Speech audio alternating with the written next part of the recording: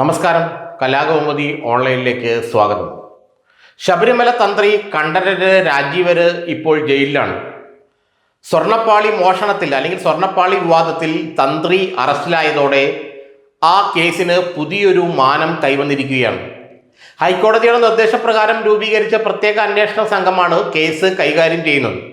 എന്നാൽ പ്രത്യേക അന്വേഷണ സംഘത്തിന് മേൽ സംസ്ഥാന സർക്കാരിന് എന്നുവെച്ചാൽ മുഖ്യമന്ത്രിയുടെ ഓഫീസിന് ഒരു താല്പര്യമുണ്ട്, അല്ലെങ്കിൽ അവർക്ക് സ്വാധീനമുണ്ട് എന്നുള്ളത് പരസ്യമായ രഹസ്യമാണെന്ന് ചിലർ ആരോപിക്കുന്നു. അങ്ങനെയുണ്ടോ? തന്ത്രിയെ അറസ്റ്റ് ചെയ്തത് എന്തിനാണ് എന്നുള്ള ചോദ്യത്തിന് കൃത്യമായ ഉത്തരം നൽകാൻ ഇതുവരെ സംസ്ഥാന സർക്കാരിനോ അല്ലെങ്കിൽ പ്രത്യേക അന്വേഷണ സംഘത്തിനോ കഴിഞ്ഞിട്ടില്ല. പ്രത്യേക അന്വേഷണ സംഘം ചൂണ്ടിക്കാണിക്കുന്ന കാര്യങ്ങൾ വളരെ ദുർബലമാണെന്നാണ് നിയമവിദഗ്ധരുടെ പക്ഷം.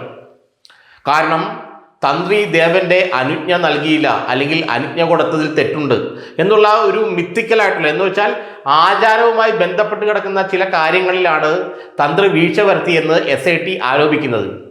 ആചാരപരമായ കാര്യങ്ങളിൽ തന്ത്രി വീഴ്ച വരുത്തിയോ ഇല്ലോ എന്ന് പ്രത്യേക അന്വേഷണ സംഘത്തിന് എങ്ങനെ തീരുമാനിക്കാൻ കഴിയും, എങ്ങനെ തിരിച്ചറിയാൻ കഴിയുമെന്നുള്ള ചോദ്യം അവിടെ പ്രസക്തമായി നിലകൊള്ളുകയാണ്. എന്ത് ആചാരത്തിലാണ് വീഴ്ചയാണ് അവിടെ ഉണ്ടായത്? തന്ത്രി എന്ത് ആചാരത്തിനാണ് വീഴ്ച വരുത്തിയത്? ഇതൊന്നും പ്രത്യേക അന്വേഷണ സംഘത്തിന് ചൂണ്ടിക്കാണിക്കാൻ കഴിയില്ല. പക്ഷേ അദ്ദേഹത്തെ അറസ്റ്റ് ചെയ്തു. അദ്ദേഹം ഇപ്പോൾ റിമാൻഡിലാണ്.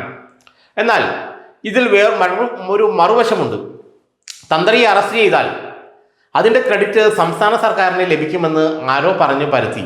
CPM നേതാക്കളിൽ പലരും അത് വിശ്വസിച്ചു, മുഖ്യമന്ത്രി പോലും അത് വിശ്വസിച്ചു എന്നാണ് ചിലരൊക്കെ പറയുന്നത്.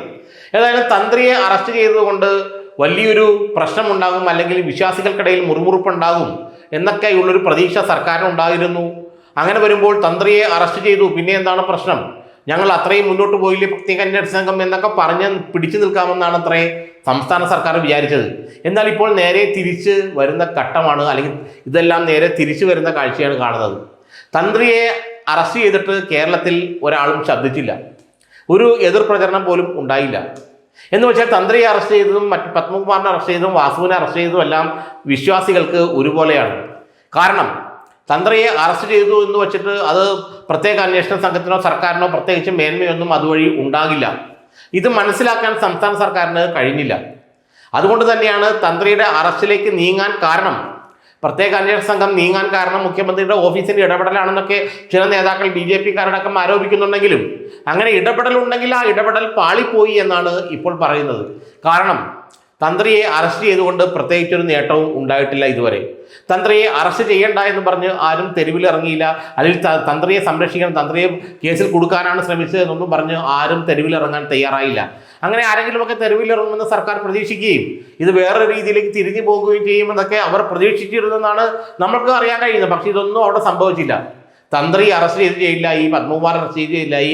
ഇവരെല്ലാവരും ഒരേപോലെ ജയിലിൽ കിടക്കുന്നു. ഇപ്പോൾ തന്ത്രി ആയാലും ആരായാലും സ്വർണം കട്ടവനെ പിടിക്കണം എന്നുള്ള ആ ഒറ്റ വിചാരമേ അല്ലെങ്കിൽ ഒറ്റ ആഗ്രഹമേ വിശ്വാസികൾക്കുള്ളൂ.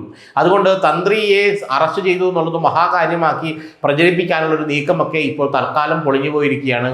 പിന്നെ തന്ത്രി എന്തിനാണ് അറസ്റ്റ് ചെയ്തതെന്ന് ഇപ്പോഴും വ്യക്തമായി ബോധ്യപ്പെടുത്താൻ ഈ പ്രത്യേക അന്വേഷണ സംഘത്തിന് കഴിഞ്ഞിട്ടില്ല. കാരണം തന്ത്രിയുടെ അനുജ്ഞ എന്നൊക്കെ പറയുന്നത് ആചാരപരമായ കാര്യമാണ്. അതിൻ്റെയൊക്കെ ലീഗൽ വാലിഡിറ്റി, അതിൻ്റെയൊക്കെ ഒരു നിയമപരമായ ഒരു അസ്തിത്വം എന്തോരം ഉണ്ടെന്നൊക്കെ ഇനി വരും ദിവസങ്ങളിൽ അറിയാൻ കഴിയുള്ളൂ. തൽക്കാലത്തേക്ക് തന്ത്രിയെ അറസ്റ്റ് ചെയ്ത് ജയിലിലാക്കി എന്നുള്ളത് കൊണ്ട് സർക്കാരിനോ SITക്കോ പ്രത്യേകിച്ചൊരു നേട്ടവും ഉണ്ടായില്ല. അതുകൊണ്ടെന്നാണ് ഇപ്പോഴത്തെ നമുക്ക് അറിയാൻ കഴിയുന്നത്.